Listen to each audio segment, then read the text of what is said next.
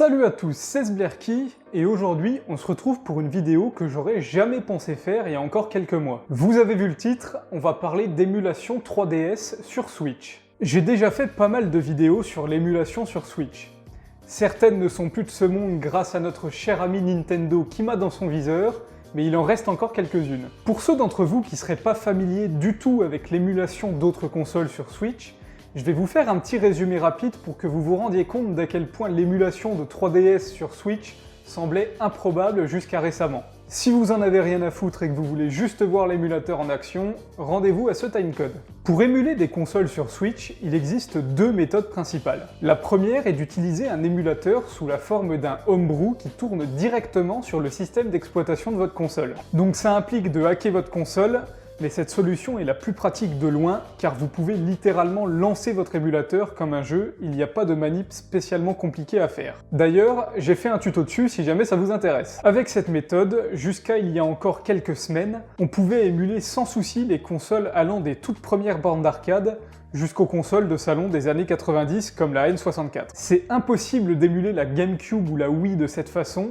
et l'émulation Nintendo DS a du mal à fonctionner correctement, bien qu'elle se soit améliorée un peu au cours de l'année qui vient de passer. La deuxième méthode d'émulation permet de gagner assez en performance pour faire tourner des émulateurs plus complexes, mais elle est un peu plus dure à mettre en place. Le principe de cette solution, c'est de faire tourner un autre système d'exploitation sur votre Switch pour accéder à plus de puissance. Vous pouvez par exemple installer Laka, qui est une distribution basée sur Linux et spécialisée dans le rétro gaming, qui vous permet de lancer entre autres des jeux GameCube. J'avais fait un tuto dessus, mais il s'est fait suicider de 2 balles dans la tête. L'installation d'Android sur votre Switch vous permet aussi de lancer des émulateurs GameCube ou DS avec de très bons résultats. Mais là aussi, la mise en place est beaucoup plus complexe que l'utilisation d'un homebrew. Donc la scène du rétro gaming sur Switch a stagné à ce stade pendant pas mal de temps sans nouveauté. Et si vous m'aviez demandé il y a 6 mois si je pensais qu'un émulateur 3DS verrait le jour sur Switch, je me serais foutu de votre gueule sans vergogne.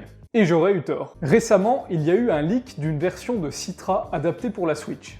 Pour ceux d'entre vous qui ne connaissent pas Citra, c'est un émulateur 3DS qui a déjà fait ses preuves et qui tourne sur PC ou téléphone. Le plus fou concernant cette version de Citra sur Switch, c'est qu'elle fonctionne directement sur le système d'exploitation de base de la console. Pas besoin de passer par Laka ou Android pour la faire fonctionner, ce qui est totalement contre-intuitif par rapport à ce que j'ai dit tout à l'heure. On aurait pu penser que si un émulateur 3DS apparaissait un jour, ce serait en utilisant un autre système d'exploitation pour avoir accès à plus de puissance. Surtout quand on voit comment l'émulation Nintendo DS galère sur l'OS de base de la Switch. Après ce petit récapitulatif de l'histoire de l'émulation sur Switch, on va pouvoir entrer dans le vif du sujet. Le plus intéressant dans une vidéo de test d'émulateur, c'est les performances. Tous les tests que j'ai réalisés ont été faits avec un overclocking du processeur de la Switch. J'ai overclocké à la puissance maximale, et du coup, bien sûr, ça vide la batterie 15 fois plus vite. Et c'est pas ouf pour les composants de la console sur le long terme si jamais vous faites de longues sessions de jeu. Le premier jeu que j'ai testé, c'était Zelda Ocarina of Time 3D, et le résultat est bluffant. Le jeu tourne quasiment sans aucun problème, à part quelques ralentissements très légers de temps en temps lors des chargements. Bon, faites pas attention aux Russes, j'ai pris les premières ROM que j'ai trouvées,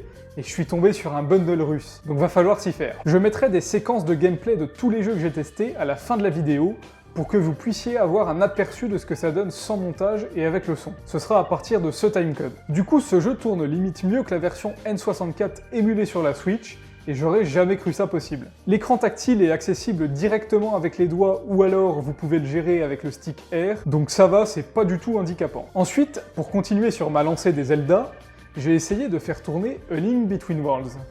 Et là aussi, le jeu se lance sans problème. Par contre, j'ai eu plus de ralentissements pendant mes tests. C'est surtout désagréable au niveau du son. Mais si on en fait abstraction, le jeu en lui-même est parfaitement jouable. Et il faut garder en tête que c'est juste un leak d'une première version de l'émulateur.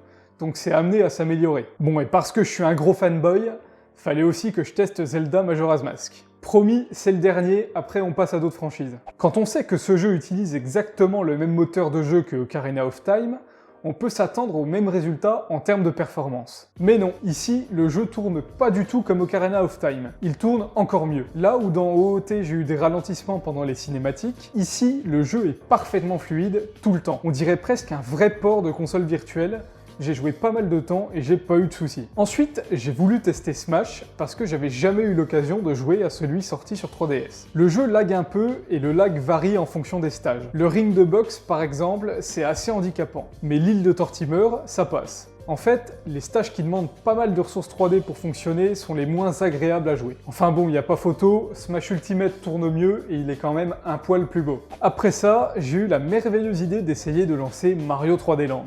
Mais ma Switch a crash directement, donc on peut faire une croix sur celui-là. Pour me consoler, j'ai baissé un peu mes attentes et j'ai essayé de lancer Mario Bros 2. Et cette fois-ci, ça a fonctionné. Il y a quelques lags sur la carte du monde, mais une fois dans les niveaux, c'est beaucoup plus jouable. On voit quand même de légers ralentissements de temps en temps, mais dans l'ensemble, ça reste très correct. Après toutes ces présentations, vous vous demandez sûrement comment faire ça vous-même sur votre console. Eh bien si ça vous intéresse, j'en ferai un tuto, mais pas tout de suite. Je vais attendre qu'une vraie version de l'émulateur sorte, parce qu'à l'heure actuelle, on a juste un leak.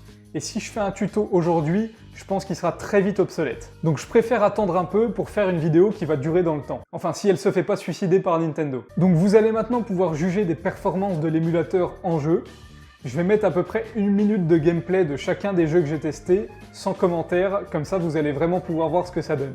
Moi, je vais vous laisser là, donc comme d'habitude, si la vidéo vous a plu, n'oubliez pas le petit pouce bleu et l'abonnement si c'est pas déjà fait, et si vous voulez discuter de cet émulateur, n'hésitez pas à rejoindre mon serveur Discord, le lien est en description. Et donc sur ce, portez-vous bien, et à la prochaine pour une nouvelle vidéo.